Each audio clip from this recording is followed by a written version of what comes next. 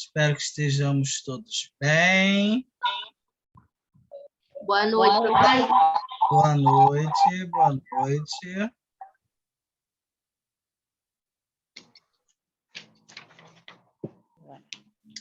Olha só, pessoal, a aula eu vou seguir o mesmo esquema, tá? A gente vai iniciar com a parte teórica e depois a gente vai para a parte prática, tá bom? Igual nós fizemos da vez passada. Quem já me mandou o quadro de pregas, se eu não respondi ainda, pode aguardar que eu respondo, tá? Porque tem muita mensagem no meu celular e eu não consegui ainda separar tudo, tá? Mas pode deixar que eu vou responder, tá bom? Vocês estão me escutando bem? Sim. Sim. Sim, professor. Perfeito. Assistiram a live, já viram? Vamos voltar a algumas medidas, né?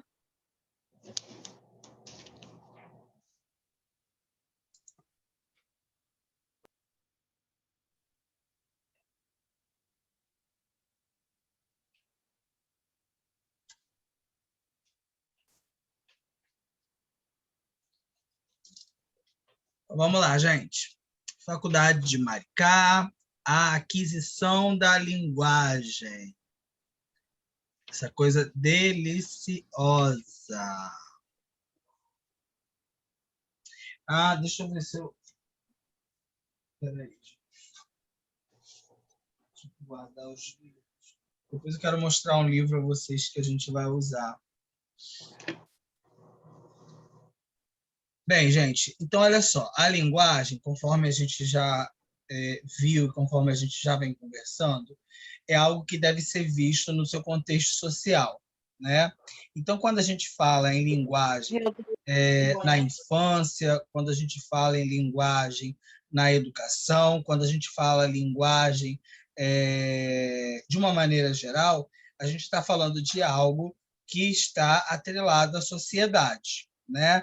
Ela não está desassociada, ok? Então, sempre que nós estudarmos e falarmos sobre linguagem, a gente vai partir do princípio que estamos falando de alguma coisa que sofre, que tem interferência de um processo social, tá? Então, vamos lá. O que envolve a linguagem? Nós temos aqui 3 itens. Nós temos a língua, a fala e a voz, né? A língua nada mais é do que a concretização da voz e da fala, né? Desse instrumento fala e voz, né? A língua ela não é universal, né? Cada povo tem a sua língua, com o seu emaranhado de regras, de normas, né? Que são as normas que nós chamamos de normas padrão, tá? Então, sempre vocês vão ver uma norma padrão e as suas variantes. Qualquer língua tem uma variante, tá? Seja uma gíria, seja uma forma de se falar diferente, né?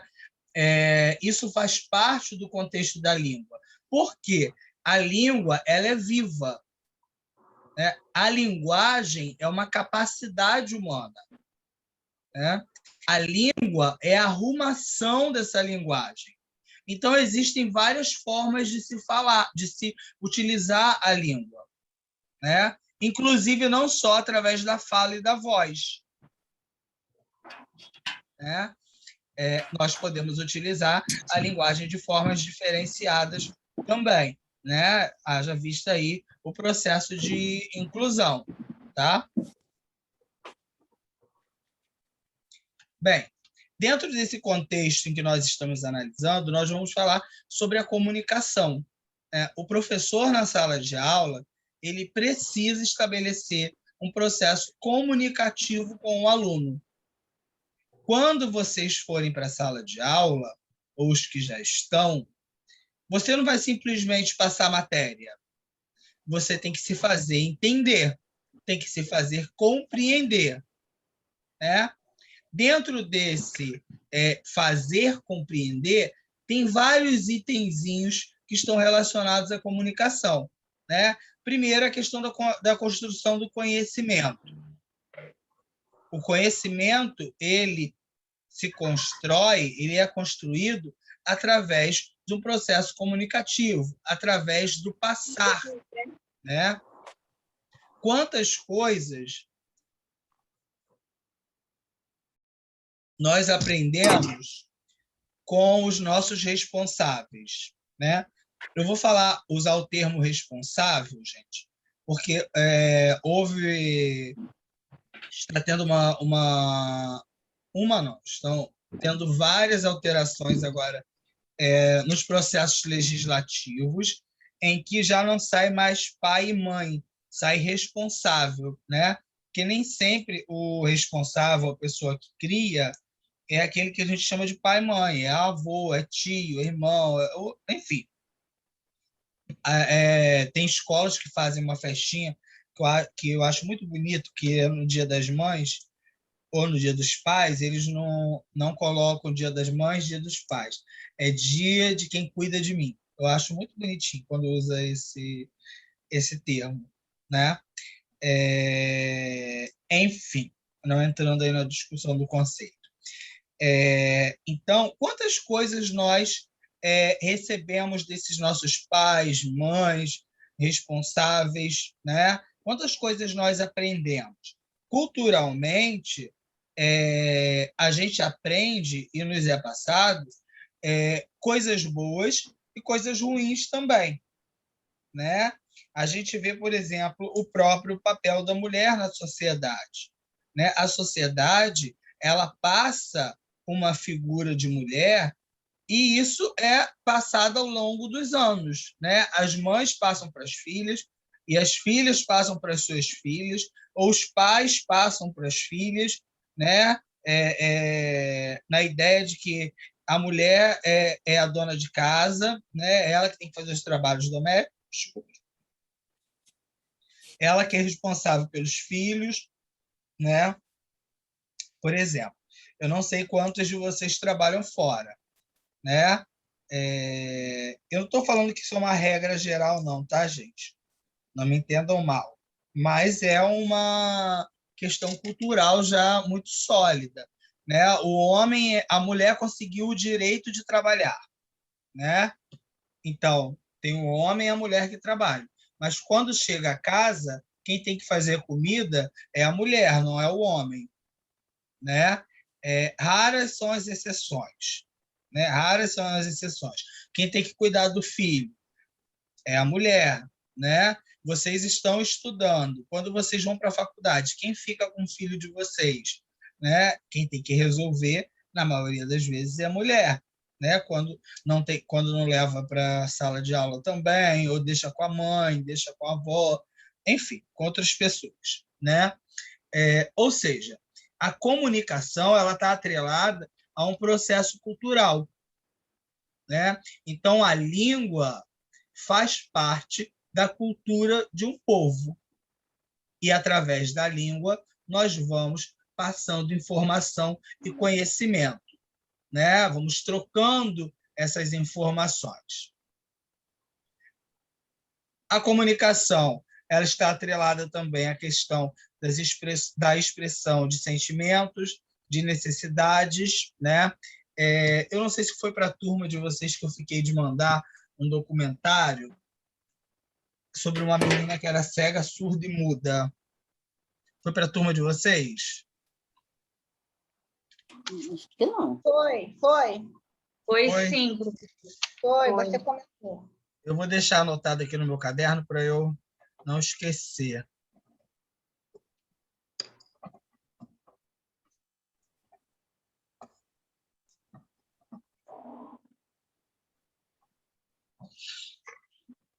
Vou deixar aqui no computador, que é para eu não esquecer de mandar para vocês. Como que a gente pensa um processo de comunicação com uma criança que a gente não tem o menor domínio de como se comunicar com ela? Como que a gente se vê enquanto professor nesse processo?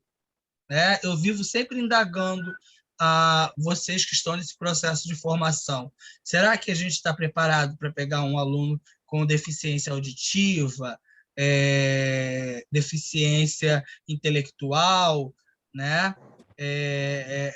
Se há que há preparação para isso, né?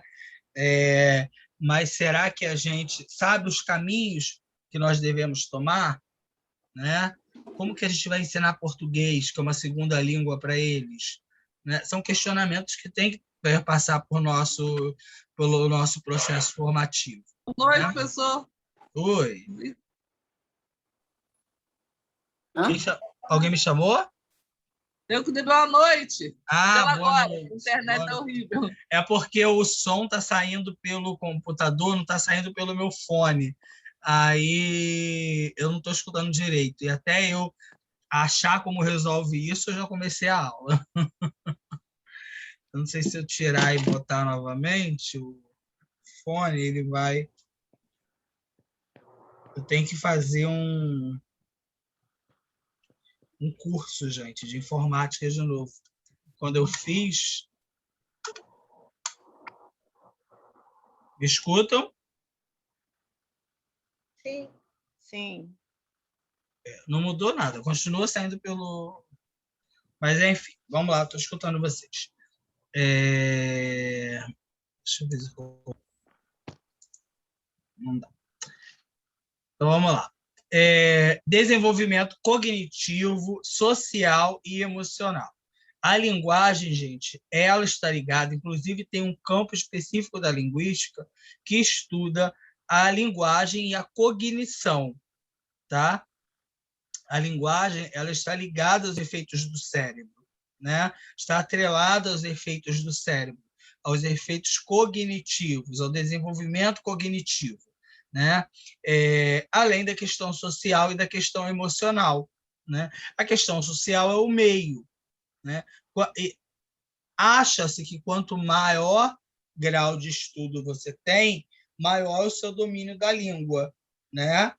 Ou do processo de comunicação. Eu não sei se eu concordo muito com isso, não, né? Eu vejo muita gente com grau alto derrapando em algumas coisinhas bobas, mas acontece, né? Todo mundo erra.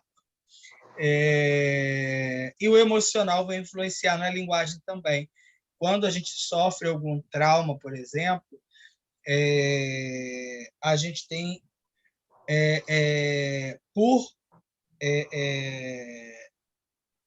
não todos, né? Mas normalmente quando é criança, quando sofre algum trauma, ela segura a fala, né? Fica espontaneamente muda durante um tempo, né? A comunicação está ligada à questão do processo de aprendizagem, obviamente, né? A criança que tem acesso à leitura, acesso à escola, ela tem um acesso ao desenvolvimento da linguagem, né? Aprimora o desenvolvimento da linguagem, porque a escola é um espaço de estímulo.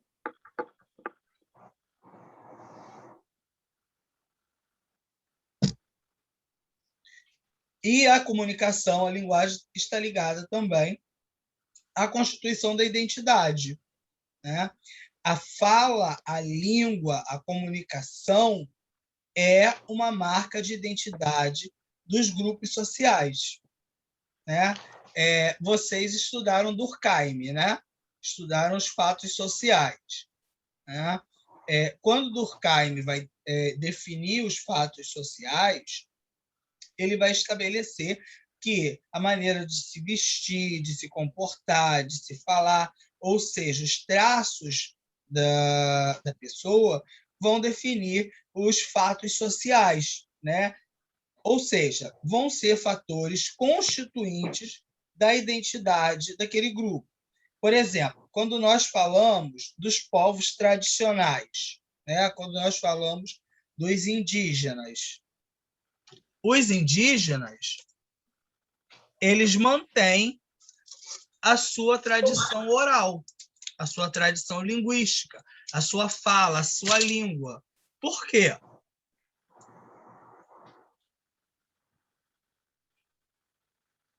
É uma forma de manter sua cultura, né? A língua é um arcabouço cultural. Então, se eu mantenho a minha língua, a minha forma de falar, eu mantenho a minha cultura viva, né? Rodrigo, Oi. é da mesma forma que cada cidade tem a sua, vou botar assim, sua gíria, né? Aí você já sabe que aquela pessoa é paraíba, é baiana, né? É isso aí mesmo, Polly. Essas gírias, esses termos, né, essas variações, elas vão nos mostrar ou vão tentar nos mostrar de onde essas pessoas são, né? A gente percebe pela forma de falar que a pessoa não é daqui, né? Algumas formas de falar a gente percebe rapidamente de onde a pessoa é, né? Por exemplo, mineiro, né? O pessoal de Minas a gente percebe nitidamente que é de Minas. Pessoal do interior de São Paulo, nós percebemos que as pessoas são do interior de São Paulo. E nós, quando vamos para lá, eles percebem também, seja pela maneira de se vestir, seja pela maneira de falar, né? Eu me lembro que quando eu fui a BH a primeira vez, eu fui com um amigo daqui e fomos encontrar amigos de lá, né, que são mineiros. E na hora resolvemos ir ao shopping e tal, nós estávamos num apartamento e esses amigos na casa deles, e nós fomos nos encontrar no shopping. Quando nós nos encontramos no shopping, eles ficaram estarrecidos, porque nós chegamos de bermuda, de chinelo de dedo, havaiana, né, de boné, que é um jeito muito carioca, muito fluminense, muito do Rio de Janeiro, né? A gente usa chinelo de dedo para tudo, né? A gente não se arruma para ir ao mercado. Se arrumar para ir ao mercado é tomar banho, botar uma roupa que não esteja toda rasgada e botar um chinelo, né? Passar a mão nas pernas para limpar a poeira, né? E a gente vai, né? Eles não, né? Isso também faz muito tempo, né, gente? Então, assim, é uma questão cultural, né? É uma questão cultural. Da mesma forma, o estilo de roupa, né? Eu me lembro que teve um período que tinha uns meninos que usavam as bermudas, que eu falo, gente, não sei para que estão usando bermuda, porque a cueca está toda para cima, a bermuda está lá no meio das pernas, né? Aquilo é um traço, né? Aquilo diz de onde ou em que espaço aquela pessoa habita, né? A própria forma de andar, a própria forma de usar os termos, a gente percebe, né? É nítido, né? Então tudo isso constitui a cultura, né? E a cultura, gente, é um processo que sofre, né? Vocês com certeza já ouviram falar no Mia Couto, porque eu sempre falo de Mia Couto, né? O Mia Couto, ele tem um texto muito interessante sobre ancestralidade.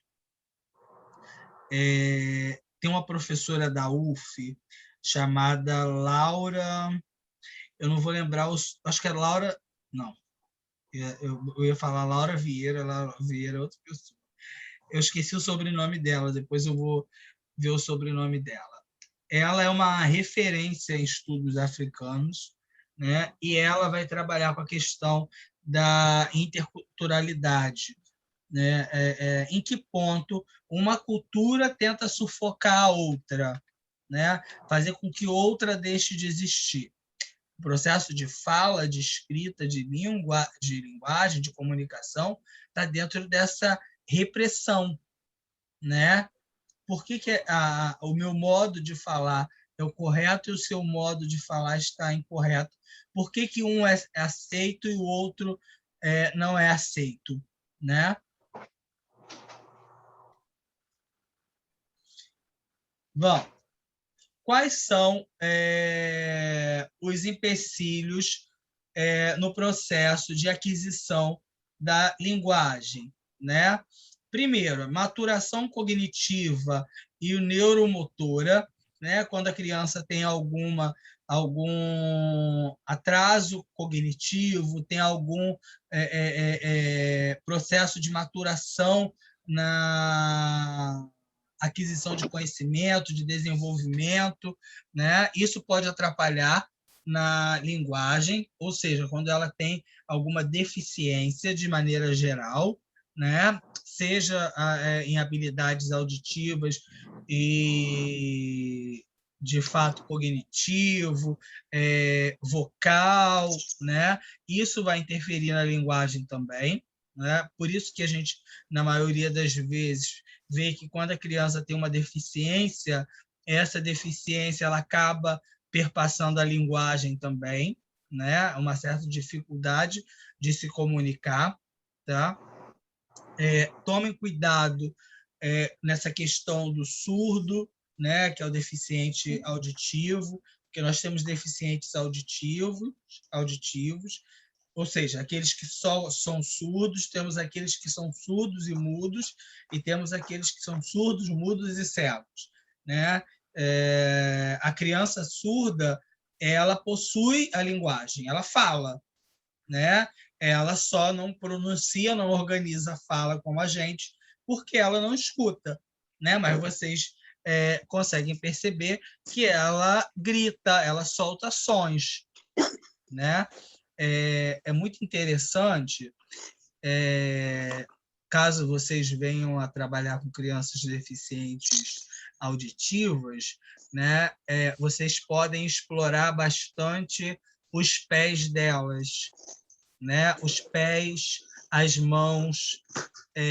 Vai botar uma música, vocês deixem elas descalças, porque elas vão sentir as batidas da música, né? Elas têm esse sentido mais apurado, tá? Elas vão conseguir sentir as vibrações, tá?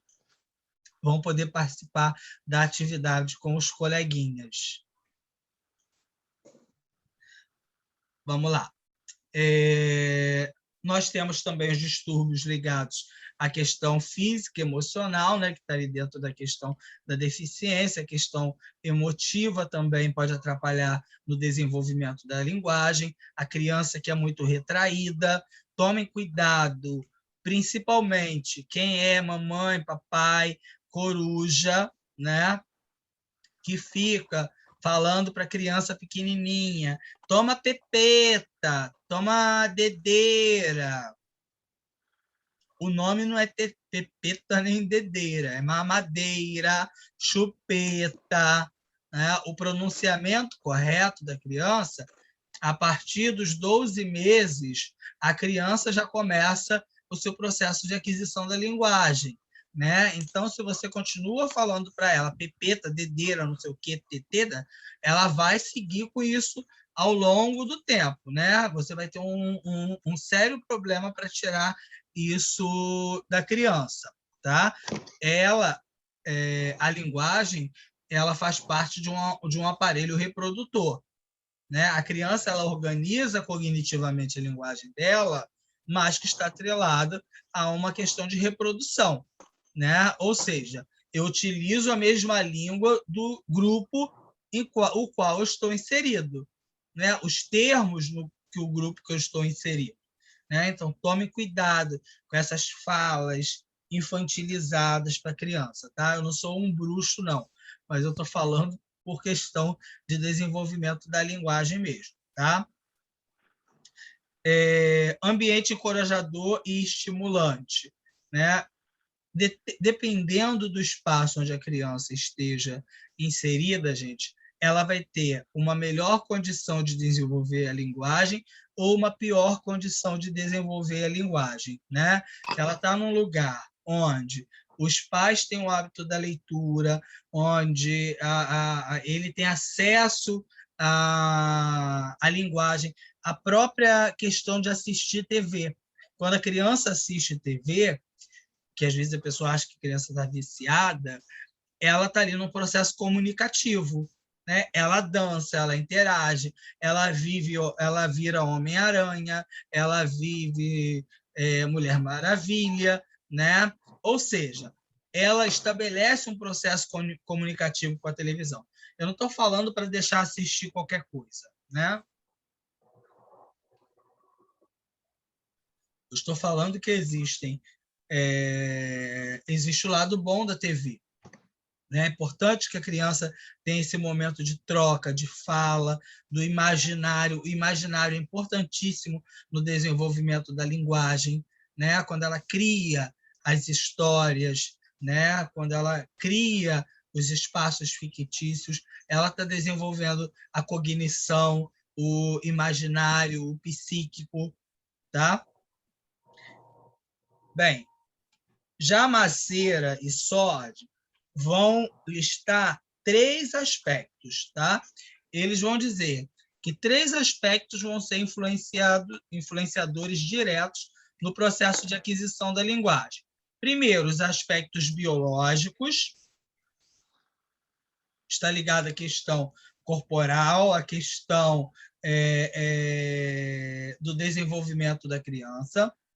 Os aspectos psicológicos, que está ligado ao desenvolvimento cerebral, ao desenvolvimento emotivo, e o aspecto social, que está ligado ao meio onde a criança está inserida, né? Então, se a criança se a criança é deficiente, né? É tida pessoa com deficiência, né? Ela pode ter algum prejuízo no processo comunicativo de aquisição da linguagem. Ela pode demorar mais tempo para poder adquirir ou desenvolver a linguagem, né? Fatores psicológicos que às vezes a gente demora a perceber, né? A gente tem que ter muito cuidado enquanto professor com aquelas crianças muito quietas, né? Tem sempre aquela criança muito quietinha que a gente acha que não dá problema, né? Talvez ela não dê problema, mas talvez ela tenha algum problema, né? Se você não escuta a fala dela, se você não escuta essa criança se colocando, de que forma você vai perceber que ela tem algum problema linguístico, algum problema até mesmo psíquico, algum problema social, né? A fala, gente, ela pode vir através de diversas formas, né? Ela pode ser desenvolvida através de diversas formas.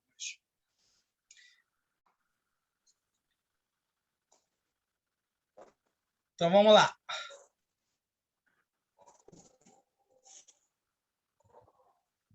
Zorzi vai dizer que existem fatores que são determinantes no processo comunicativo. Primeiro, para se comunicar tem que ter uma razão e um motivo. Eu não me comunico à toa, né? Eu não chego no ponto de ônibus falando sozinha com uma pessoa que eu nunca vi na minha vida, né? A gente estabelece comunicação por um porquê, né? Peraí, sai.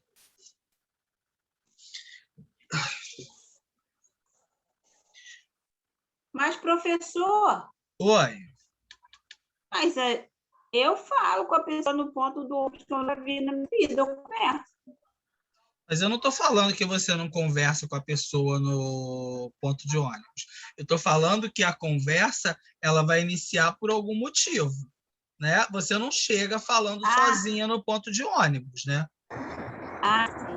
O Brasil, não sei o que, não sei o que lá. Você está sentado do lado da pessoa, você inicia um processo comunicativo, seja porque está quente, seja porque o ônibus atrasou, seja porque você quer saber uma informação, ou seja, tem um motivo para estabelecer uma comunicação, né? Não é à toa. Ainda não cheguei nesse ponto. Não chegou nesse ponto, não? É loucura falar sozinha, né? Às vezes a gente faz, né, gente? Eu falo sozinha em casa, mas ninguém está vendo. Engraçado. Então já tô nesse ponto também, que eu de vez em quando no meio da rua eu falo sozinho. Então, ó, vocês estão no quarto, né? Quando vocês chegarem no 7º período, que é aquele momento que vocês já estão na reta final, chegando próximo ao TCC, aí que vocês vão falar Meu sozinhas mesmo. Vão falar A gente vai bater sozinhas. o braço e tudo no meio da rua, né? Vão, Falando. vão. Olha, vai ser uma delícia. Ainda mais quando eu receber mensagem de orientação. Esse Ai, inferno meu não Deus. me larga. Ai, Ai, gente. Enfim, ele vai dizer que a comunicação ela se estabelece através de uma forma, né? Existe um meio comunicativo. De que forma que você vai se comunicar? Vai ser pelo telefone. Hoje, o telefone ele tem maneiras outras de se comunicar, né? Antigamente, quem pegou aqueles telefones mais antigos, o telefone ele tinha 2 funções, né? Era o de ligar, depois começou a vir com aqueles joguinhos de serpentinha, né? Que eu nunca mais achei. Eu tenho até que procurar, porque aquilo me acalmava. Eu acho que eu vou usar aquilo quando eu estiver estressado. Eu vou comprar aquele negocinho aquelas cobrinhas Nem que fabrica mais, Rodrigo. Já saiu de linha. Era da Nokia. nem fabrica mais, né? Ou pode. Não, não. Mas todo mundo usava o telefone, em sua maioria, para se comunicar, para falar, né? O telefone, para descarregar, demorava quase 1 ano, né? Até mesmo porque nem todo mundo tinha telefone, nem todo mundo se comunicava sempre, né? Depois o telefone foi ganhando outras formas, né? O telefone virou tablet, o telefone virou televisão, o telefone virou um simples enviar de mensagens, né? Hoje a gente se comunica mais pelo WhatsApp do que fazendo uma ligação. Eu, por exemplo, me comunico muito mais por... Eu já não gosto de falar ao telefone, tenho pavor de ligação. Eu falo o trivial, né? Mas a gente se comunica mais pelas mensagens, pelo WhatsApp, né? Em sua maioria. Difícil ver alguém utilizando... eu esqueci o nome daquele outro que tem um desenho de um... Até esqueci, um desenho de um negócio de papel. Qual o nome daquele negócio? Telegram? Telegram, né? Qual era o desenho que tem naquilo? Eu esqueci. Acho que é uma correspondência, né? Uma carta. Acho que é. Enfim, a gente quase não usa Telegram, né?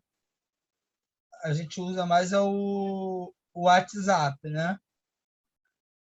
Eu me lembro que quando o WhatsApp surgiu, eu não fazia a menor ideia do que era o WhatsApp. Aí um amigo que me mostrou como que funcionava e tal, e o negócio pegou. E hoje a gente faz ligação quando tem que fazer pelo WhatsApp, fala com pessoas do outro lado do mundo pelo WhatsApp, né? As barreiras comunicativas foram se desfazendo. Rodrigo, você pegou a época do BIP? Peguei. Aquelas mensagens. Peguei. E as pessoas botavam ainda o bip naquela caixinha que botava aqui no cinto, né, para dizer que tinha.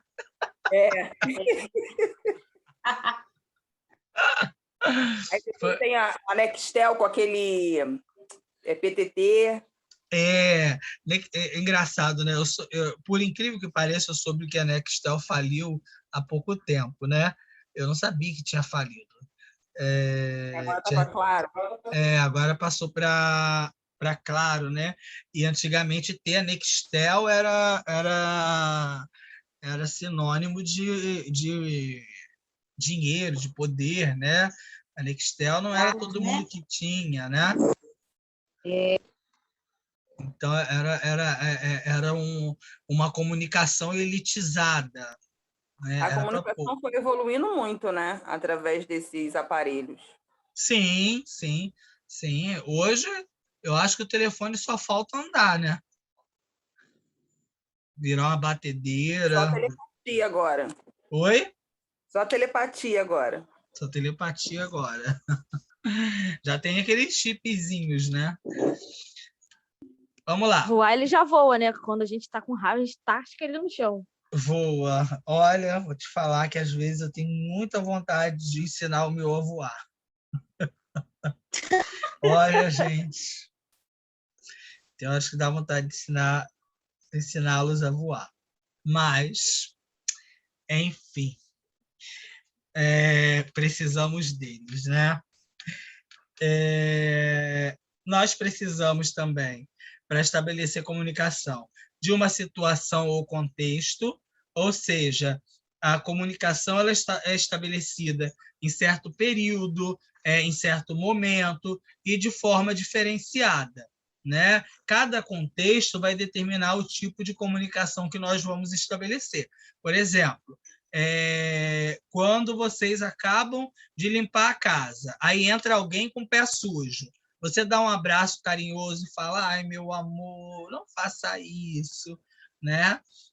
De forma bem carinhosa, ou vocês reagem de outra forma? Xinga. Xinga, né? Jéssica é direta logo, xinga. Sim, com certeza. Se tiver de TPM, eu ligo, hein? É pior ainda, né? Isso, eu sou nazia, assim. Bem, eu não deixo a pessoa pisar. Olha, gente, eu sempre peço desculpas quando eu preciso passar num lugar que a pessoa está limpando. Eu fico morrendo de vergonha. Eu também. Peço licença, posso passar? Eu fico morrendo, porque às vezes a gente precisa passar, né? E a pessoa está ali, está acabando, igual quando eu estou no mercado e eu estou vendo aquelas senhorinhas limpando, eu fico morrendo de dó, né? Bem, então vamos lá. E nós precisamos também das questões cognitivas favoráveis, né? Quando nós vamos estabelecer a comunicação, o tipo de comunicação, ela está atrelada à questão da cognição, tanto de um como de outro, porque nós precisamos de um parceiro para estabelecer a comunicação, né? A comunicação ela só existe a partir do momento que existe no mínimo duas pessoas, dois seres, né? Porque tem gente que fala com ET, sei lá, né? Então tem que ter alguém aí do lado para você falar, né? Nós temos no nosso imaginário, né, a questão da fé, por exemplo. Quando você faz uma oração, quando você está fazendo uma oração, você está conversando, né? Você está estabelecendo uma conversa, né?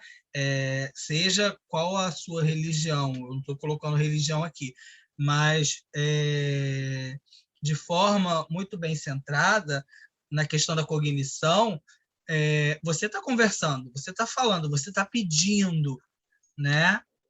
E às vezes a coisa acontece e você fala assim: ai, tá vendo? Ele ouviu, ele, ela. Rodrigo, e as comunicações espíritas entram nesse contexto? Entra um processo comunicativo também, né? É um processo comunicativo também. É claro, Poli, que a gente tem aí, você vai ver estudos diferentes, né?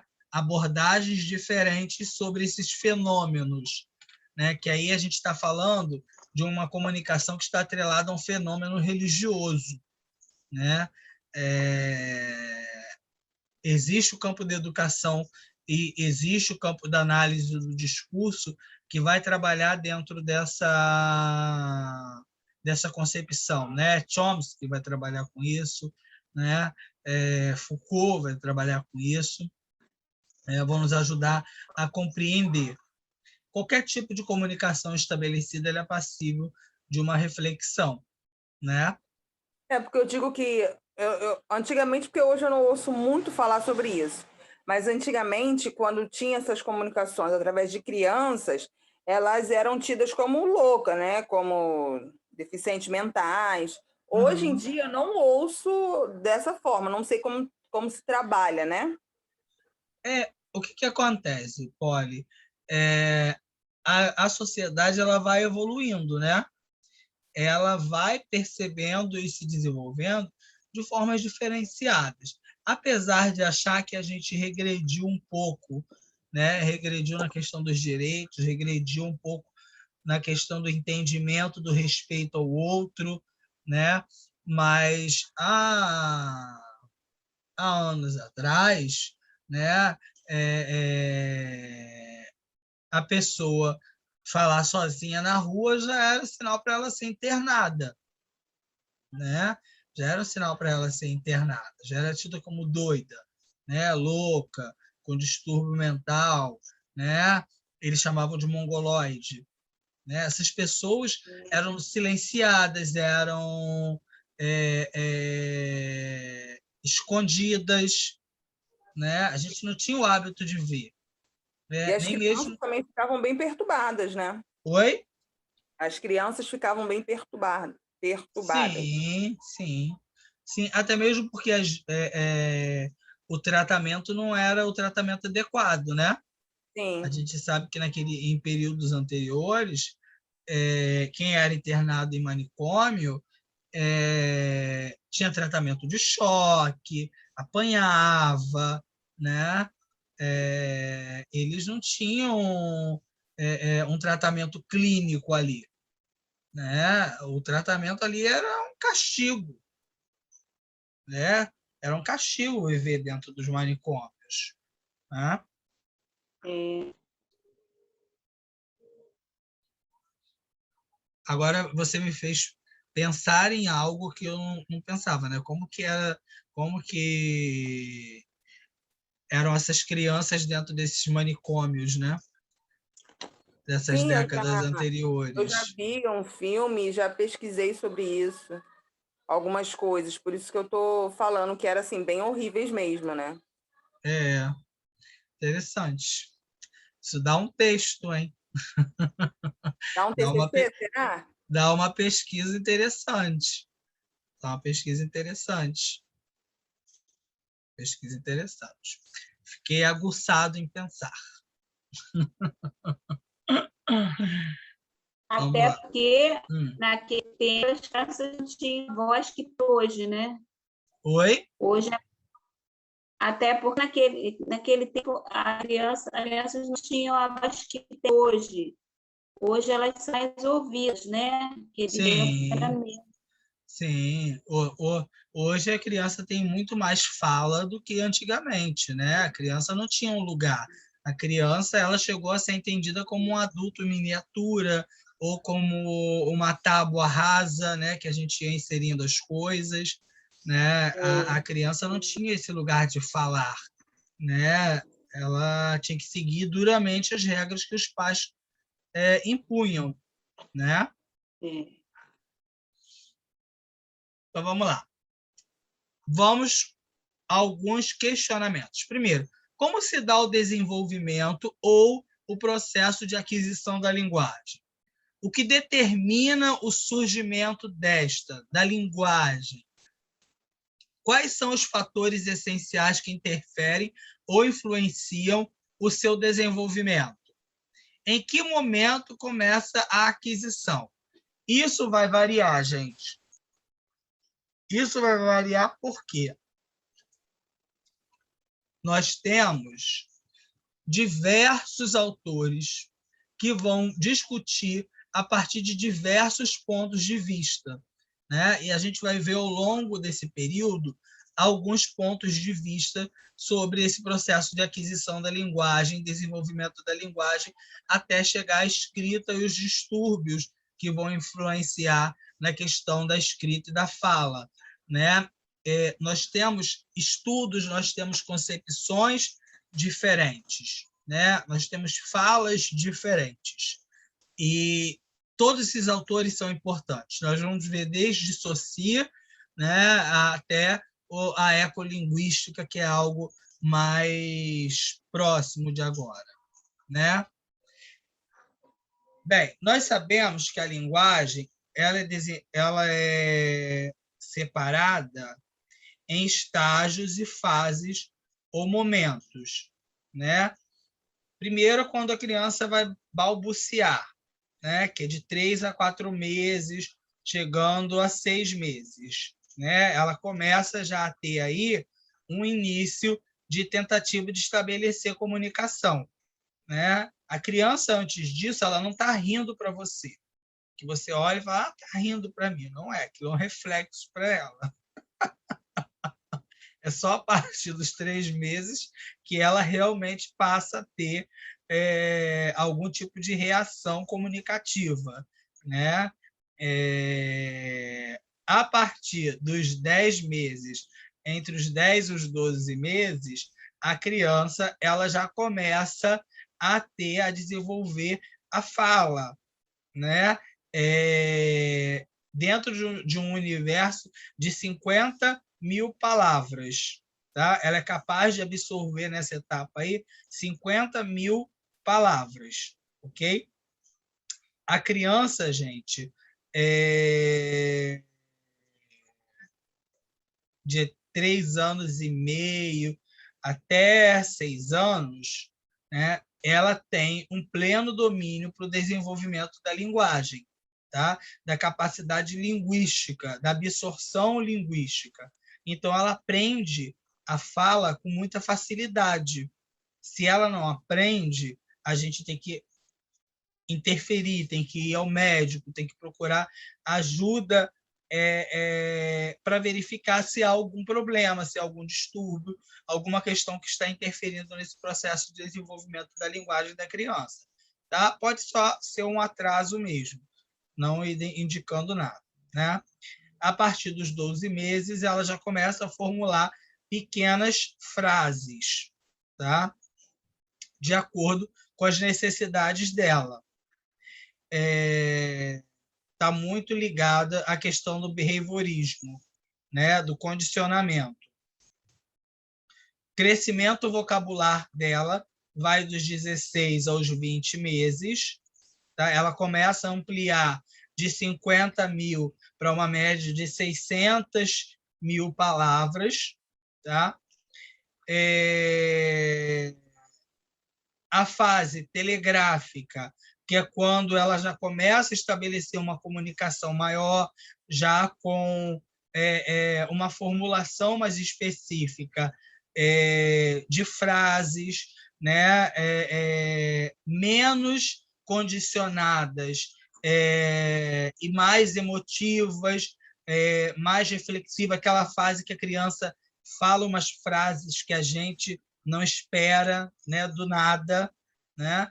Essa fase que a gente chama de telegráfica, né? E depois nós temos a fase vocabular, a fase de explosão vocabular, que é entre os 24 e os 30 meses, que é quando a criança tem um alto processo de absorção da linguagem, tá? Da língua, da estrutura linguística, né? É onde ela já formula frases mais complexas, onde ela aprende com mais facilidade outras palavras, ela consegue absorver outros processos linguísticos. A gente vai chamar também de acomodação, né? Ela vai acomodar mais palavras. Né? É como se o cérebro fosse uma caixinha. Conforme ela vai aumentando os meses, essa caixinha vai aumentando o espaço e ela vai conseguindo absorver mais palavras, mais vocábulos. Tá? E a partir dos 3 anos e meio, ela começa a ter um domínio maior da estrutura sintática, né? Da estrutura morfossintática. Ou seja, ela começa a entender que a frase ela tem uma ordem direta, né? Sujeito, verbo, predicado, né? Mesmo que ela não saiba o que é sujeito, o que é verbo, o que é predicado, né? Ela vai conseguir identificar a hora de usar o eu, o você, né? Ela consegue diferenciar as pessoas na hora do uso da fala, tá?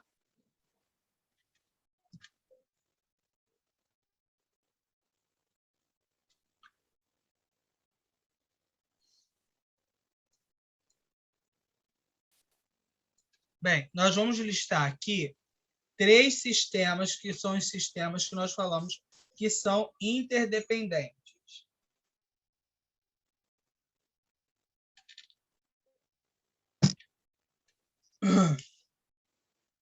Estou ficando sem voz já. Está chegando quarta-feira, a garganta vai sofrendo. Bem, nós temos aqui a pragmática, que está ligada ao uso comunicativo no contexto social. A língua é usada para alguma coisa dentro de um contexto social. Dentro da minha família, eu vou me comunicar de determinada forma.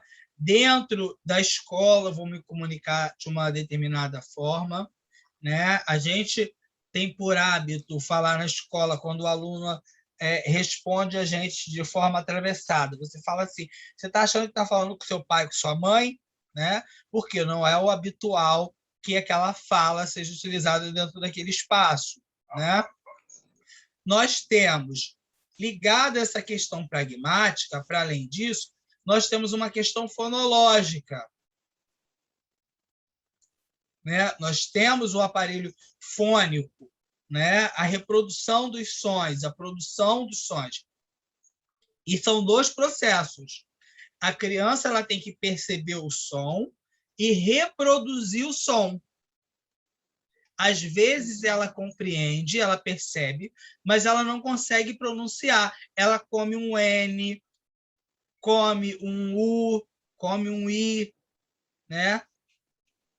Na hora de pronunciar a palavra. Troca o L pelo R.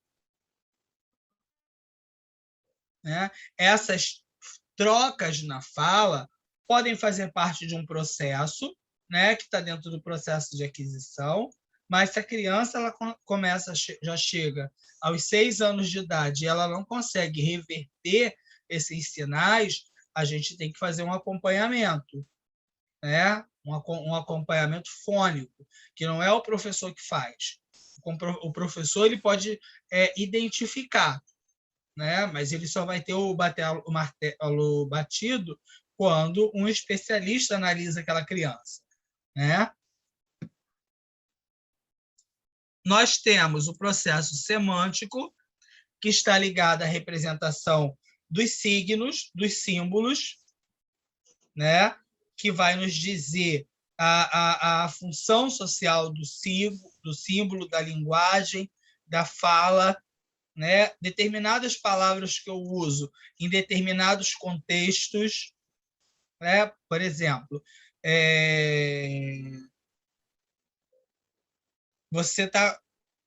eu tenho meus amigos e a gente tem o hábito de se comunicar. A gente chama ou vaca, ou boi, né? Esse modo de se comunicar, de falar, é algo que para nós diz alguma coisa. Quem escuta pode interpretar de forma diferente, né? Quem escuta pode achar que é um xingamento, né? Pode achar que a gente é doido, né? E a própria questão social dos símbolos, como, por exemplo, quando a gente bota aquela imagem da enfermeira fazendo assim, né? Mesmo que eu não escreva, eu identifico o que eu estou falando ali, que é silêncio, né? Então, os códigos, os signos, eles têm uma representação, eles têm algo a falar, né? E isso é passado de geração em geração, né? Os códigos de trânsito, as placas, os desenhos, são vários, né? E como a gente absorve isso tudo? Às vezes a gente não absorve, né? Eu com placa de trânsito, então, terrível para confundir. E nós temos o aparelho morfossintático. O que define uma língua são as questões morfossintáticas, ou seja, tem um cachorro latindo, gente, querendo participar da aula. Espera aí, acho que é aqui. Oi, Rose. Os meus também daqui a pouco começam a latir.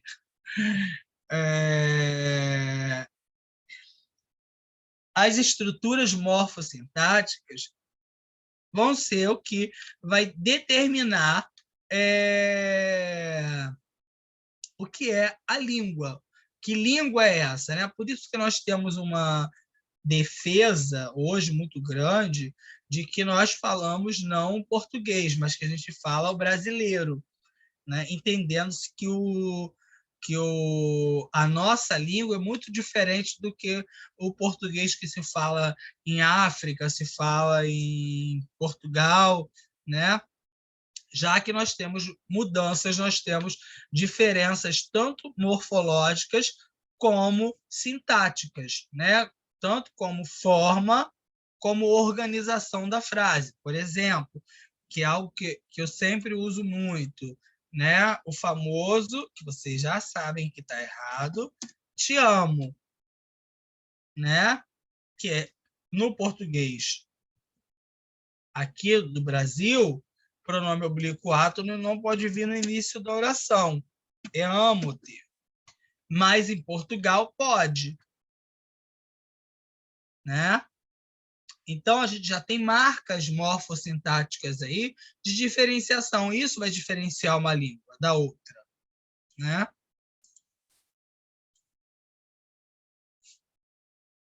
Ai, gente, sumiu o negócio aqui que achei.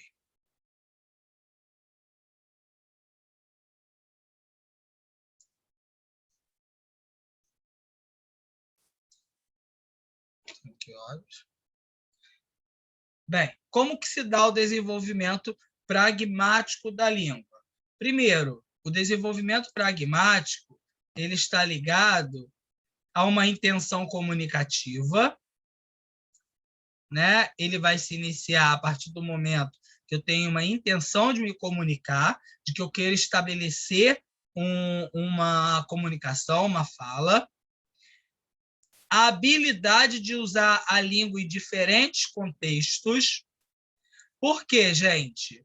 Será que se eu chegar aqui e começar a dar aula para vocês usando termos comuns a quem é do curso de engenharia, será que vocês vão entender o que eu estou querendo falar?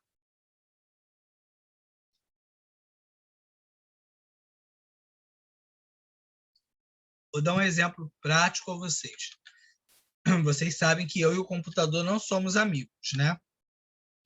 É algo que eu não tenho carinho, não tenho apreço, não gosto de aprender sobre, né? Quando a pessoa começa a falar um monte de termos para mim, já me deixa doido. Tem um rapaz que trabalha comigo e ele é técnico da área de informática. E ele, para me explicar que tinha que trocar uma caixinha, estabilizador, acho o nome, ele falou tantas palavras, não, porque o head não sei quem, o fulano de tal, não sei o que, não sei o que, lá, que no final eu entendi bulhufas. Eu falei assim, agora traduz tudo que você falou. Porque não faz parte do meu vocabulário. Né? Ou seja, ele tentou me falar de forma técnica sobre algo que eu não domino. Né? Então, esse não dominar, esse não compreender, não há comunicação, porque eu vou ficar olhando para a cara dele e eu não vou compreender. Sabe aquelas contas de matemática gigantes que, no final, a gente ficava pensando como que chegou aquele número? Né? É um processo comunicativo. Né? Por que eu não consegui compreender? Está ligado a quê? Né? Então, quando nós estamos em sala de aula, a gente tem que adaptar a nossa língua, adaptar os termos que nós usamos, né? Principalmente para a questão de idade, para a questão de grupo. Né? Cada grupo, eu sou um grande crítico quanto a isso, no que tange a questão das crianças pequenas, porque eu acho que a escola de 1º ao 5º ano perdeu muito essa questão do imaginário, da brincadeira, que é algo tão importante para a criança, é algo tão caro para ela. Né? Isso ajuda a desenvolver a linguagem. Isso faz parte do contexto da criança. né? Ser criança é isso. Né? Às vezes a gente fala que a criança está viciada no celular, mas quando a criança começa a gritar, a chorar, a primeira coisa que a gente faz é dar o celular para a criança ficar quieta, né?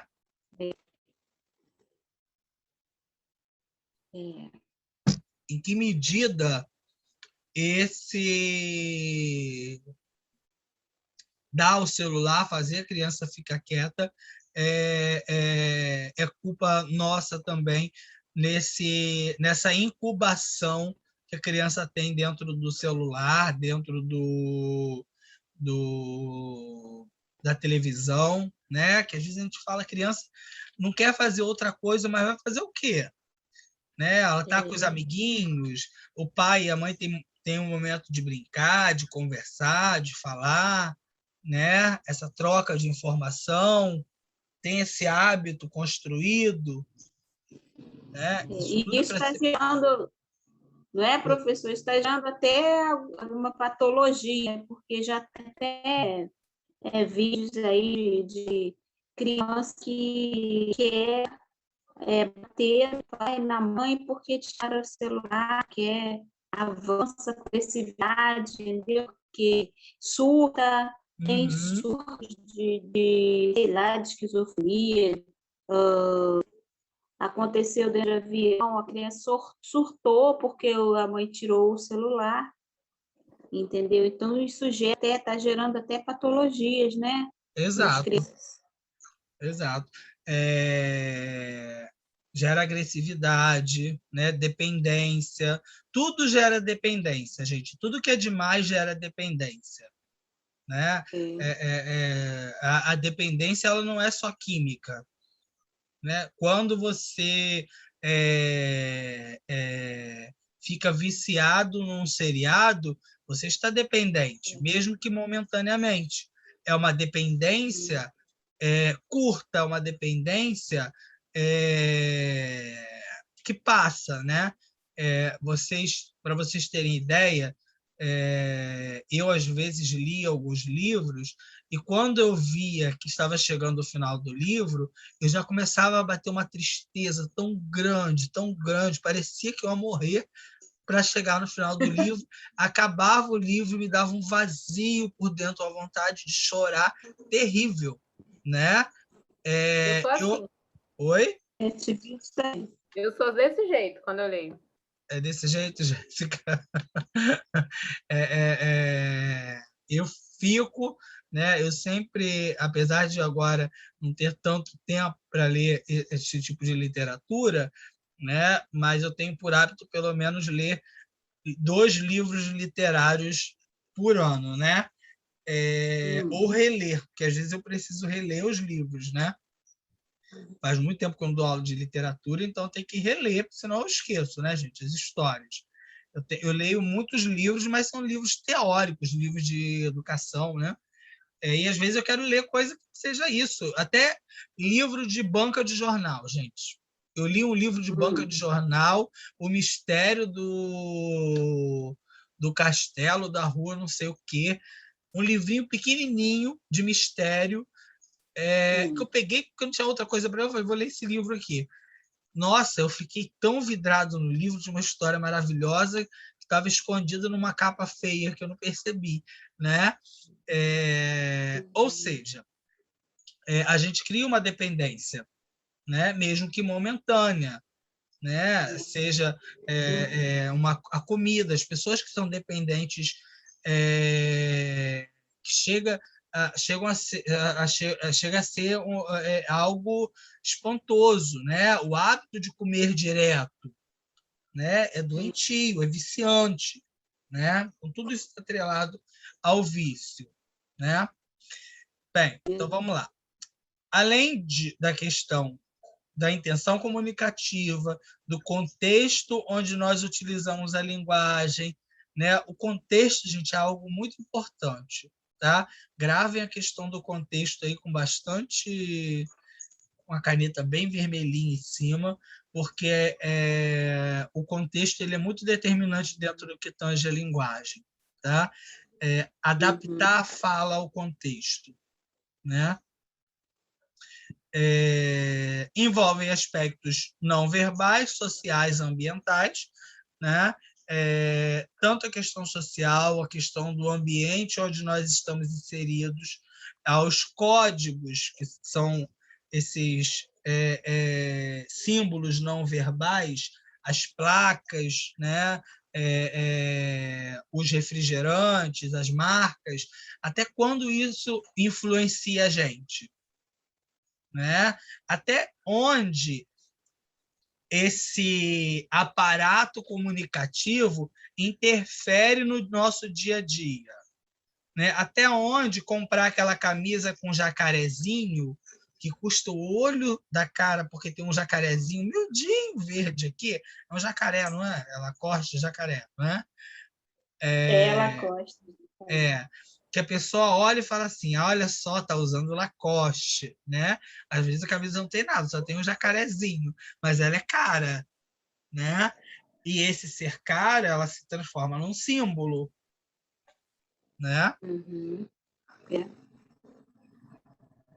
A mesma forma as outras marcas, Puma, eu não sei se existe mais, mas deve existir, não sei, Nike, né?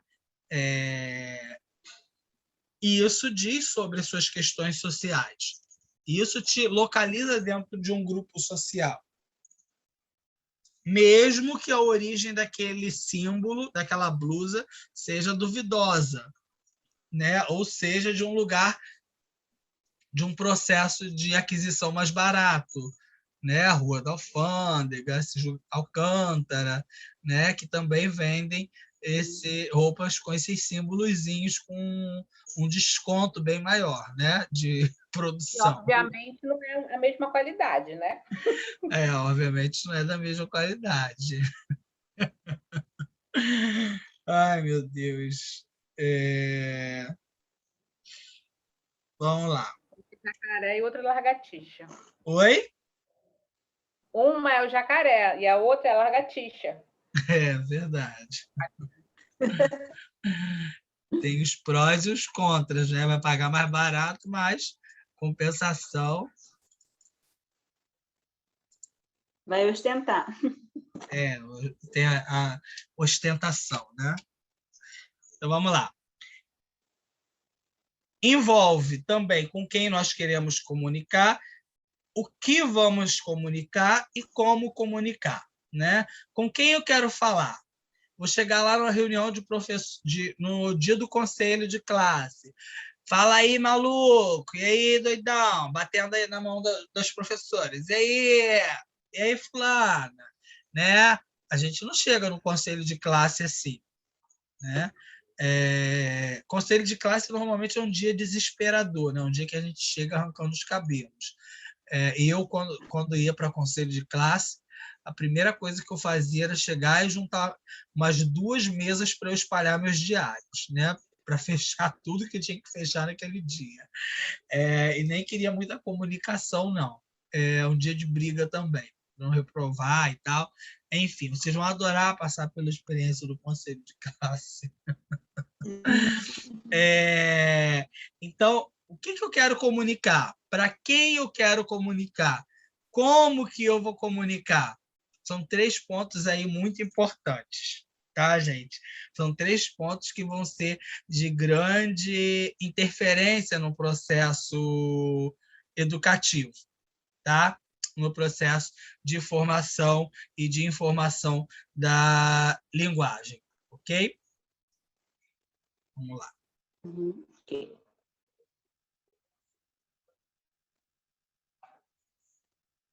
Deixa eu só pegar água aqui, gente, 2 minutinhos, porque eu já estou seco e meu copinho já secou também. 2 minutinhos para vocês pegarem água também, quem quiser ir ao banheiro, tá?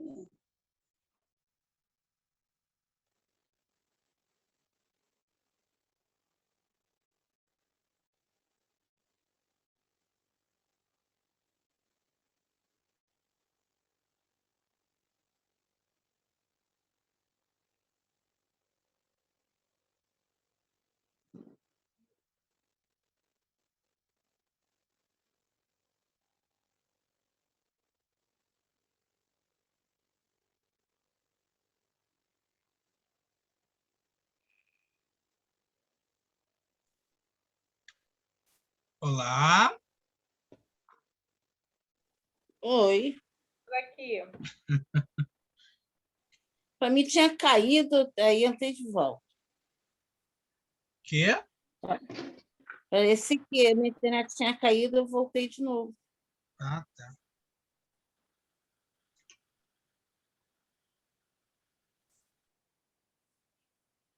Ô, Rodrigo, Oi. você visualizou que eu enviei para você o quadro de praga, de pregas. Aham.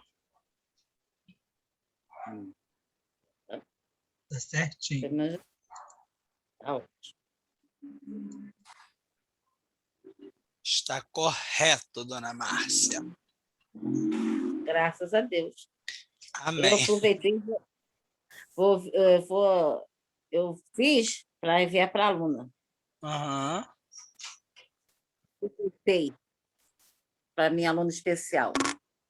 Ah, legal. Muito bom.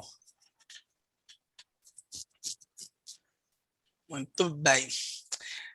Deixa eu esperar a Rose voltar, que eu não estou vendo.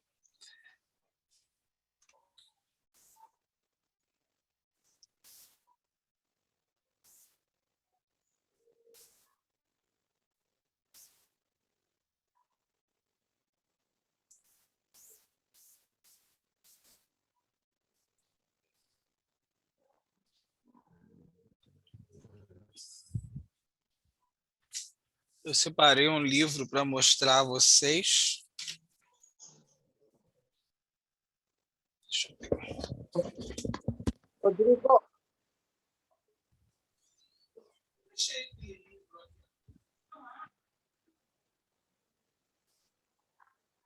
Rodrigo,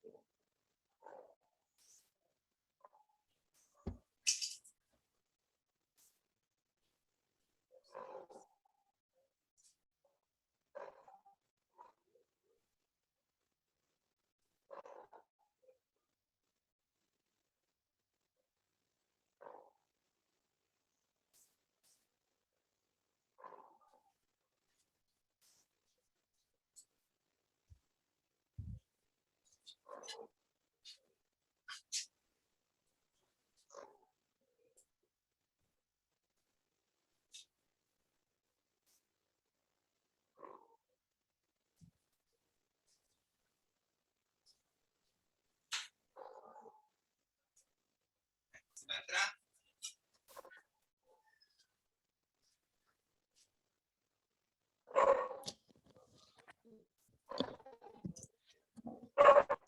Achei.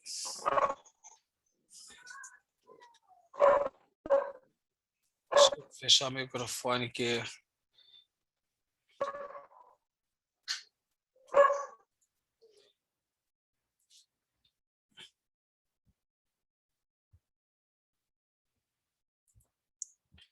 Então, olha só, pessoal.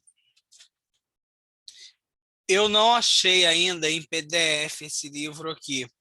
Eu vou ver se eu consigo. Se eu não conseguir em PDF, eu vou digitalizar as partes que nós vamos usar. Esse livro aqui é muito, muito bom, é pequenininho, chama-se Derrubando Paredes, por um novo ensino da língua portuguesa, tá? Esse livro, ele tem só 78 páginas. É bem fininho, tá? Esse livro ele traz atividades práticas de língua portuguesa. Ele faz parte da dissertação de mestrado de uma autora chamada Isabela Bastos de Carvalho. Esses fragmentos do trabalho dela estão ligados à questão da prática da escrita na sala de aula, né? Então, ela traz dicas de atividades, de como abordar a língua portuguesa em sala. Tem algumas partes bem interessantes. Depois eu boto lá no grupo para vocês a indicação do livro. Quem quiser comprar, eu não lembro o valor, tá, gente? Porque faz um tempo que eu comprei.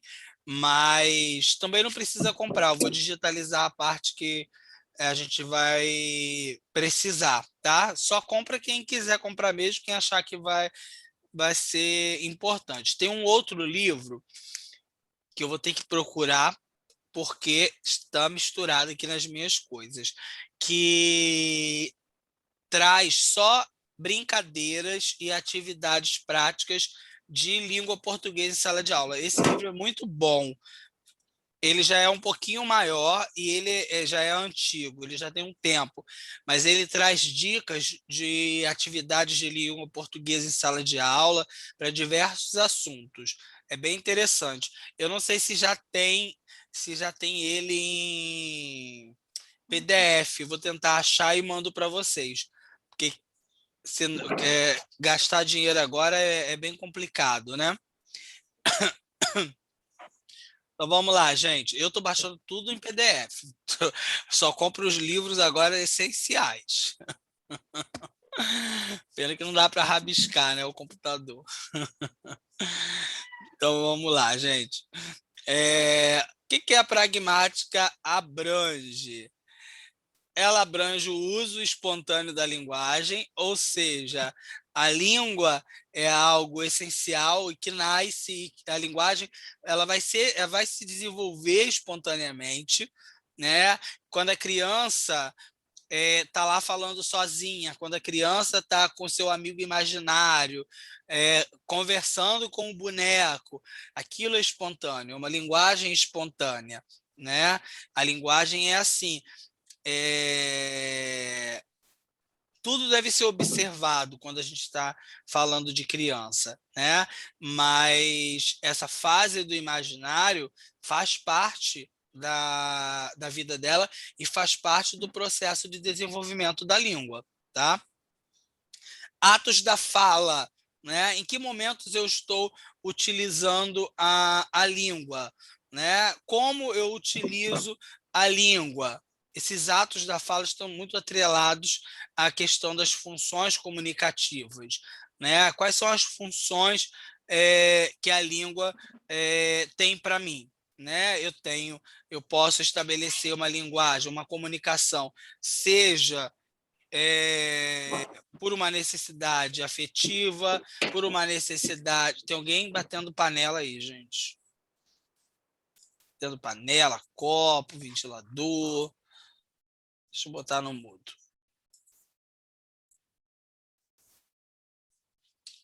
uma função comunicativa, seja por afeto, por carinho, por tristeza, né? Lembrem-se que o corpo também fala, tá? O corpo também fala. Então, ele nos traz pistas não verbais.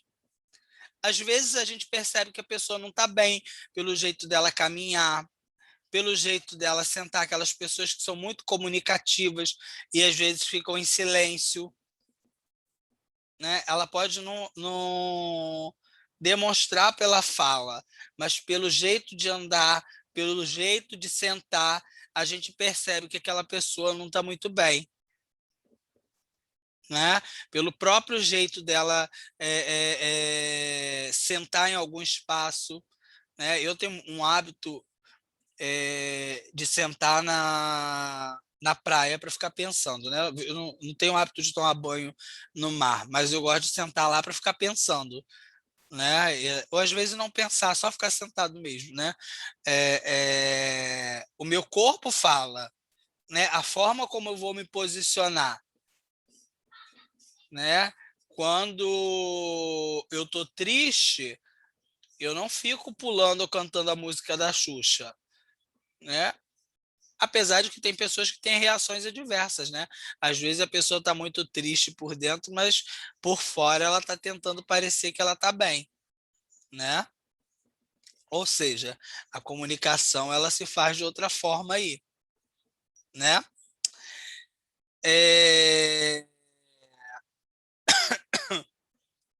Inclusão de informações quando o ouvinte não compreende, ou seja, sabe quando você conta uma piada e a pessoa não ri, ela não entende, aí você tenta explicar a piada?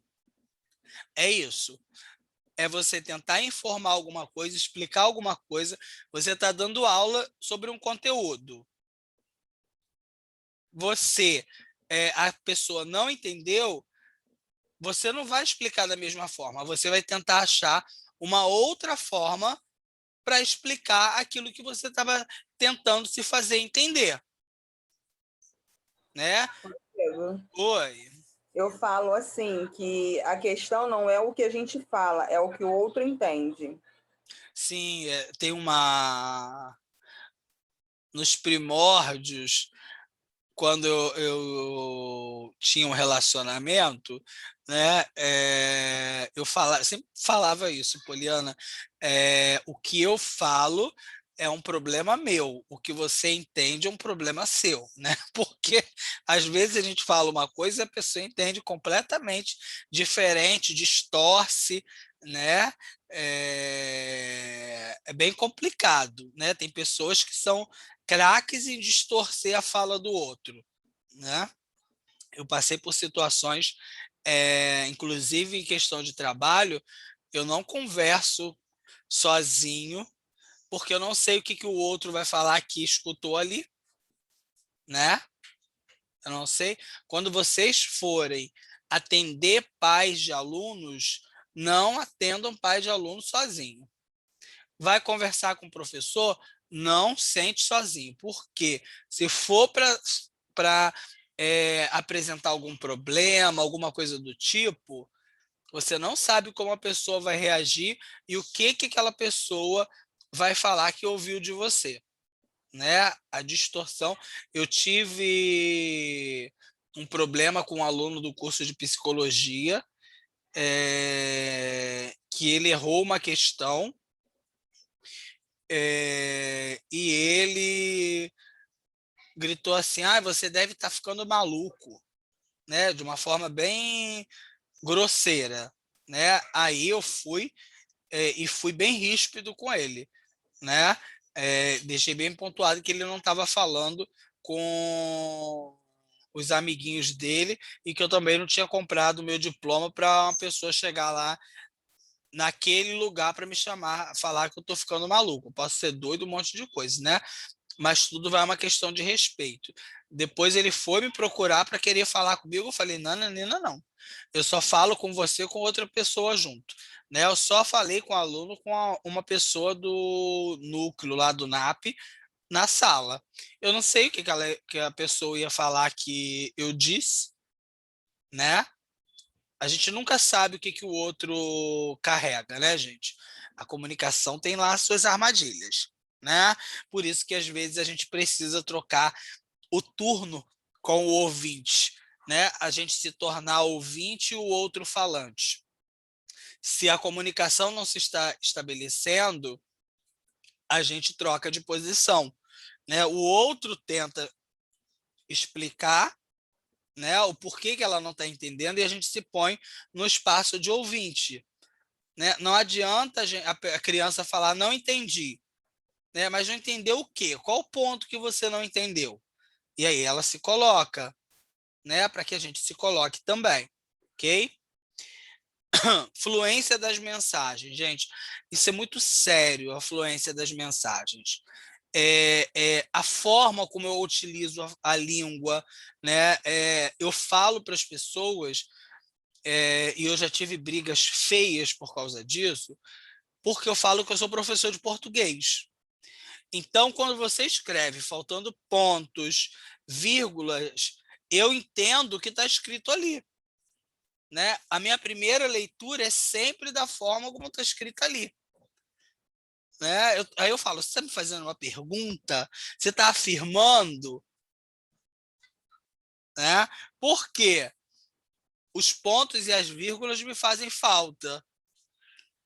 Né? Então, a fluência da mensagem, a forma como eu passo a mensagem, o domínio da língua, né? Isso vai influenciar no processo comunicativo também. Tá? Então, que horas? Vamos para a nossa parte prática. Senão, daqui a pouco dou 10 horas e eu estou aqui falando com vocês. Ai, meu Deus, espera aí. Esqueço como... Bem, pessoal, alguém quer me fazer alguma pergunta até agora? Eu vou botar essa apresentação hoje, eu juro, lá no grupo, tá? Para vocês lerem.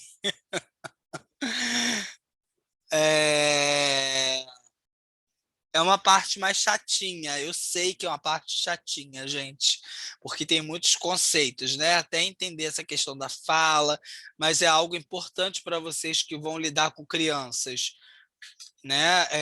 Essa questão do corpo, da fala, do comportamento, é algo muito importante que vocês vão ver em outras disciplinas também, tá? Bem, eu pedi para vocês separarem um material, né? Que a Poliana me lembrou, porque eu pensei que eu já tinha mandado. Tesoura, lápis, caixa de sapato, cola. Então, olha só, gente, vamos lá. O que nós vamos fazer hoje? Essa é mais fácil de fazer. Eu adoro. Nós vamos fazer uma caixa de textos, tá? Vocês vão ver em alguns lugares chamando de cubo de baú de textos também. Deixa eu desligar o ventilador, porque senão vai voar meu material todo aqui.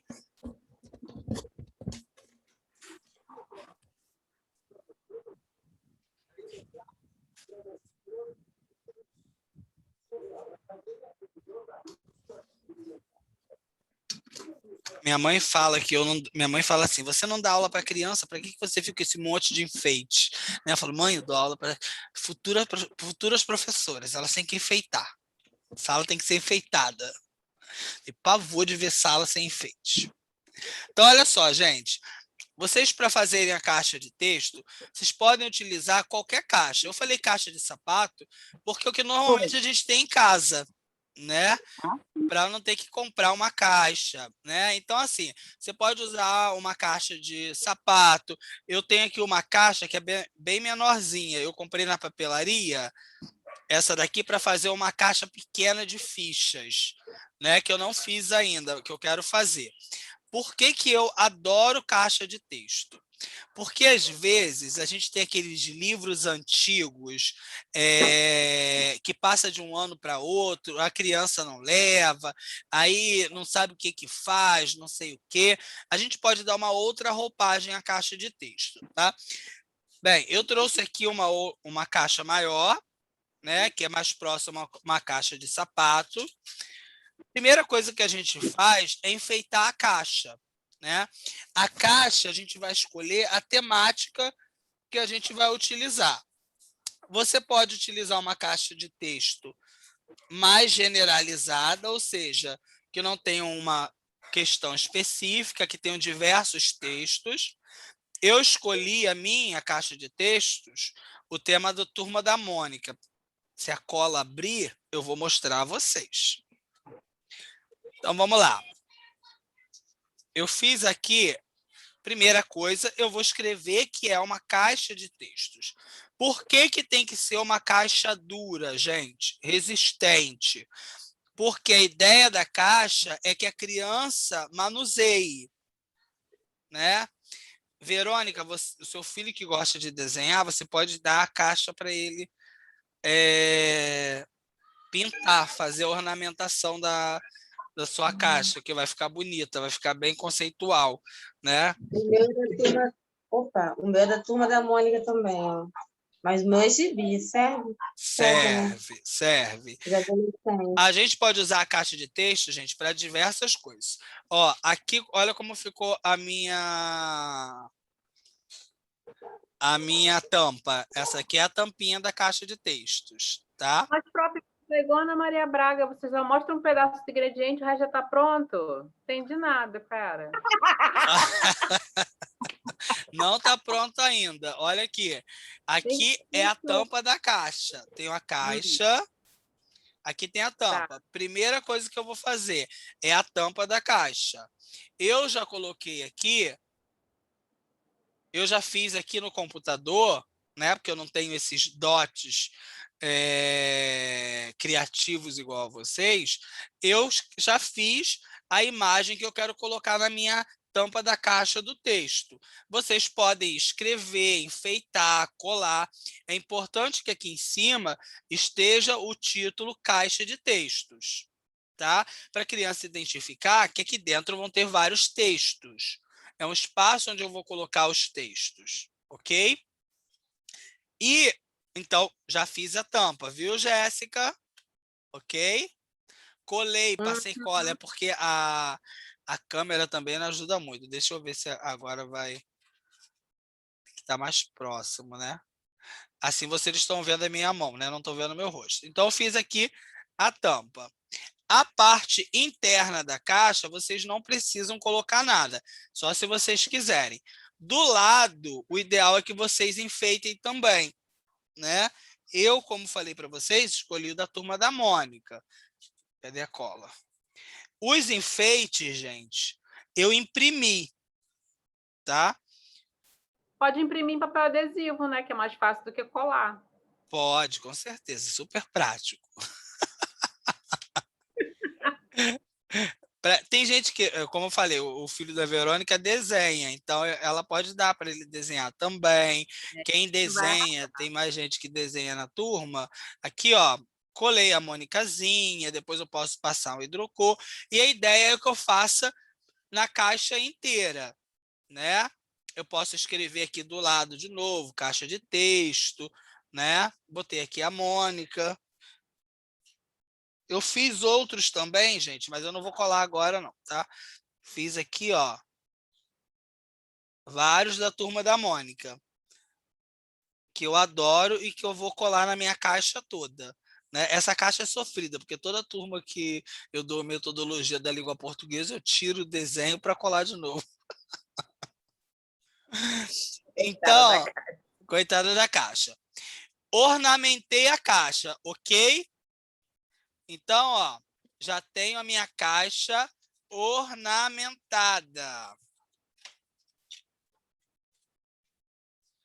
Gente, quanto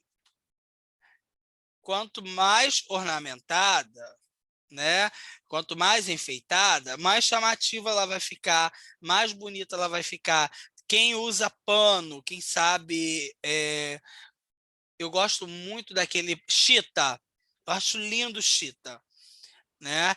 Quem sabe costurar, quem sabe usar chita, eu acho lindo. Eu vou tentar fazer uma com chita para ver como que vai ficar. Eu não sei se eu... Oi. Feltro também. Feltro fica legal. Feltro.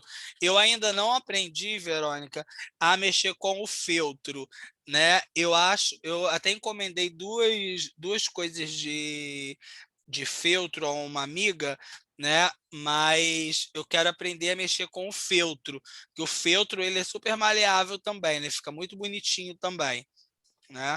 Eu mexo. É super legal. Eu acho que você tentar talvez fazer uma caixinha com o feltro, né, vai ficar bonita também, né, e vai ficar Vai. mais resistente. Se vocês quiserem depois passar alguma coisa aqui em cima, aquele plástico, né, encapar a caixinha, é melhor porque a ideia é que a caixa passe pela mão da criança, né? A gente hoje, quando vai fazer um cantinho de leitura, né, a gente pode usar a caixa para ser reciclável, né? Ser reciclada. Bem, terminei a minha caixa, vou para o meu recheio. E vocês podem rechear. Tira a boca daí. Sai. Podem rechear de diversas formas, tá? Como que a gente vai rechear essa caixa? Primeira coisa, eu preciso de algum material mais grosso. Pode ser um papel cartão, pode ser um pedaço de papelão, pode ser uma ficha, essas fichas aqui, lembra dessas fichas? Pode ser essa ficha. Tudo depende de como você vai utilizar. Então, vamos ver aí as possibilidades. Eu posso usar, aqui, ó, eu escolhi uma historinha, que tem a imagem e tem o texto, tá vendo? Vou recortar e separar o texto da imagem.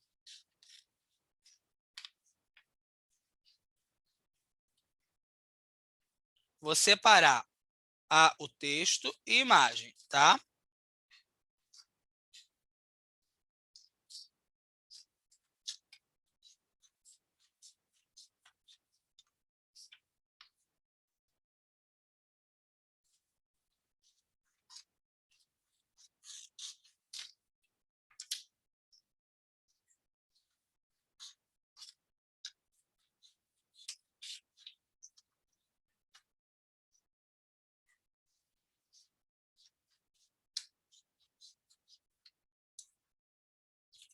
Vou cortar bonitinho para não ficar parecendo de qualquer jeito. Que falta faz uma sala de aula, hein, gente? Verdade. A gente já está Gabi, cortando papel, jogando no chão, pegando imagem do colega, sujando a sala toda. Bem, então, vamos lá. Separei a imagem e o texto, tá? Vou pegar o papel que eu escolhi, o papelão. Falei papelão porque é algo que a gente consegue com mais praticidade, né? Mas pode ser um papel cartão para quem tem a possibilidade de comprar um papel colorido. Tem que ser um papel duro, não pode ser um papel mole, não, tá? Tem que ser um papel duro. O que eu vou fazer? Na frente, eu vou colar a imagem, tá?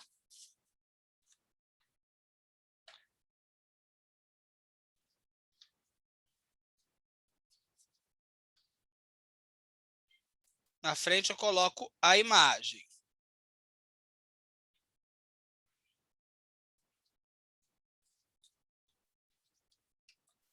Colei aqui, tá? Da minha fichinha.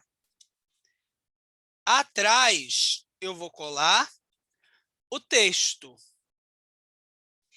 Quem quiser depois pode passar aquele plástico contact, tá? porque como a criança vai mexer, pode estar com a mãozinha molhada, melada, né? Quem passar contact vai usar mais vezes. Isso aqui a criança pode fazer, tá? Cada criança pode escolher. Eu dei outra funcionalidade para um livro que eu ia jogar fora. Então, aqui eu tenho a imagem do texto junto com o texto, tá? Então, a criança vai ler a historinha e vai ver a imagem. Eu posso utilizar... Aqui, ó, eu fiz uma de um texto chamado O Malabarista, que vocês não estão conseguindo ver, né? Fiz um recorte diferente. E fiz aqui botei o desenho. Eu quero, Rodrigo, trabalhar a produção textual. Ok, vou usar a ficha, tá? Não vou usar esse papel selinha. Vou utilizar a ficha, que é durinha. O que que eu vou fazer? Eu vou escolher uma figura. Vou escolher uma figura. Aí eu tenho que fazer uma ficha para cada aluno, tá, gente? Por quê? A caixa de texto vai ser com os textos deles. Vou aqui na frente da ficha e vou colar. Depois eles podem até ornamentar aqui do lado, pintar. E aqui atrás, a criança vai escrever a história sobre a figurinha que ela pegou. Tá? Você tem uma caixa de texto produzida por textos deles. Então, a gente pode fazer várias caixinhas de texto, inclusive de exercícios, né? Só de estar numa caixa diferente, só de estar ali e ela poder escolher, né? Não vai estar no livro. É o mesmo texto do livro que você recortou. Só que está numa forma diferenciada, numa forma que ela pode fazer, porque não só o professor vai fazer a caixinha, mas a criança vai fazer a caixinha também, né?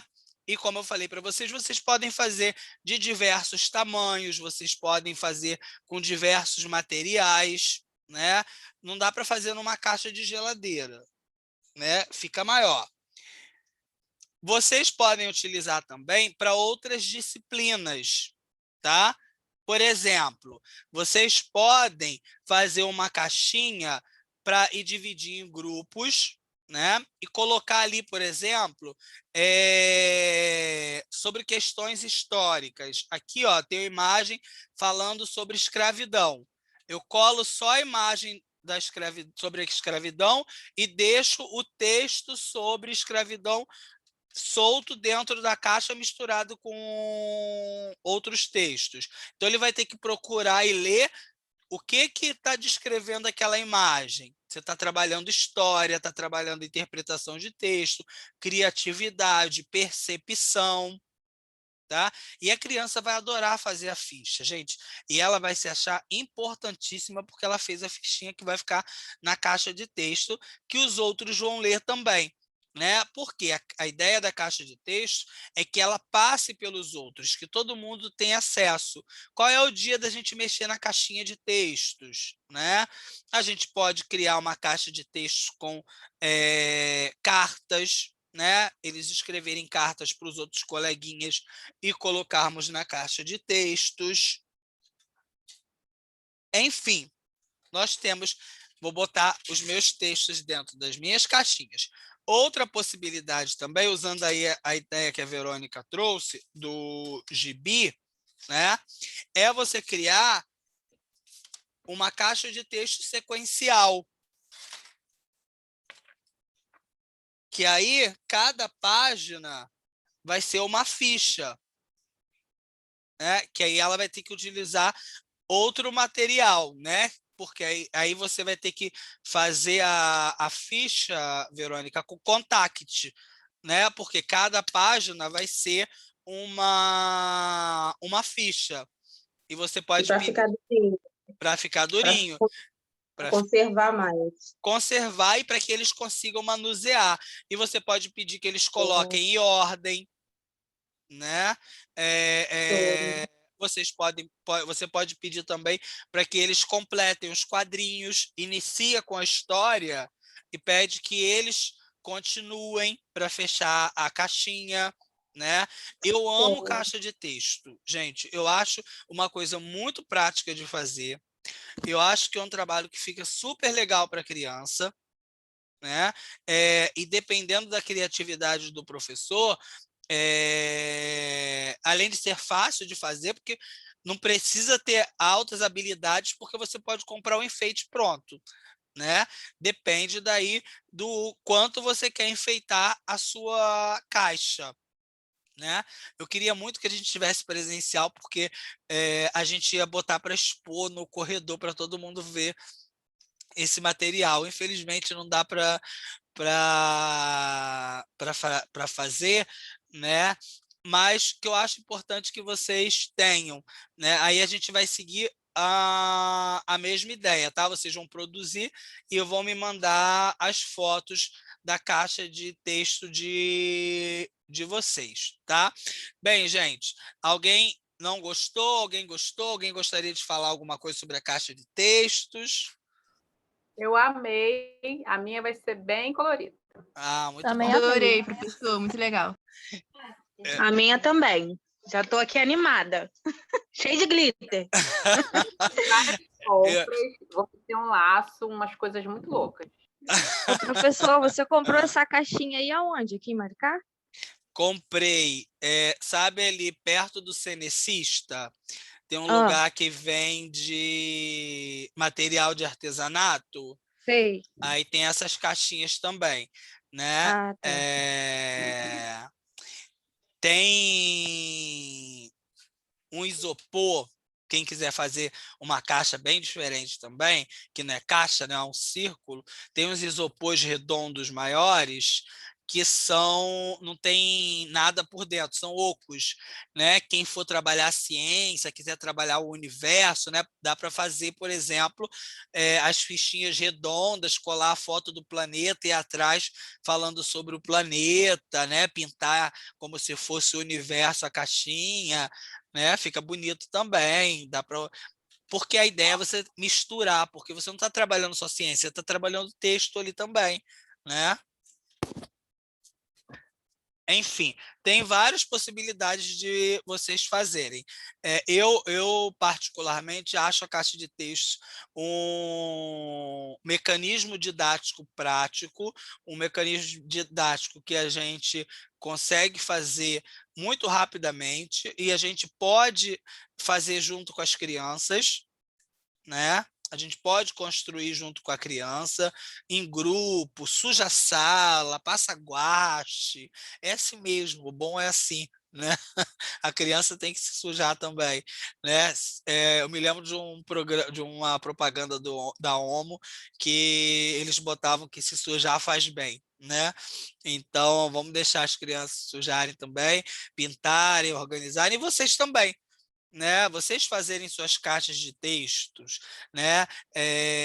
Por que a gente, quando inicia o ano letivo, não eu acho que foi com a turma de vocês. Vocês se lembram que no primeiro dia de aula de vocês comigo, eu levei uma caixa toda enfeitada e pedi que vocês escrevessem. Aí, no final do período, eu devolvi os textos a vocês? Aquilo é uma caixa de textos, né? A gente trabalha ali com os sonhos e expectativas. Vocês podem iniciar lá com a caixinha do sonho das crianças, né? O que aquelas crianças sonhavam, né? No início do ano letivo e abrir a caixa no final, porque elas vão lembrar da caixa. Porque quem me lembrou da caixa foram vocês. Se lembra, professor, e a caixa, né? Mas é muito bom. Eu tenho outra aqui também, toda colorida, cheia de rosas, mas essa daqui já está danificada, tadinha, de tanto que eu emperequetei, tá bom? Bem, crianças, quem não tiver esse material, usa jornal, faz flor de jornal. Eu não sei se vocês sabem fazer, mas para a próxima semana a gente vai fazer uma outra atividade e a gente vai utilizar material reciclado também, Já tem alguém, a Irilda já está mostrando. Irilda já fez, Irilda? Estou fazendo. Tá fazendo lá. Ica, professor. Ica. Estou mostrando, ó. Aqui à frente e atrás é o texto, ó. Levanta mais. Isso, perfeito, muito bom. Rodrigo, Oi, Verônica. eu já tenho essa bola de isopor e o planeta já está pronto, porque eu fiz a festa do meu filho, então eu tenho várias bolas, da maior até a menorzinha de planeta, então eu só vou fazer as fichas, o planeta já está pronto, vou usar. Aproveita, tá vendo? Já ficou a dica aí para o uso de ciências e português, né? O legal é que vocês vão integrar as disciplinas, né? Porque quando você fala de ciências e trabalha texto, a gente está trabalhando interdisciplinaridade, né? Essa é a ideia. O conhecimento é um só, né? Não é fragmentado dessa forma. Bem, crianças, espero que vocês tenham gostado da ideia. Eu sei que a primeira parte da aula é sempre cansativa, que é aquela parte teórica mais bruta, né? Mas é uma parte que vocês precisam.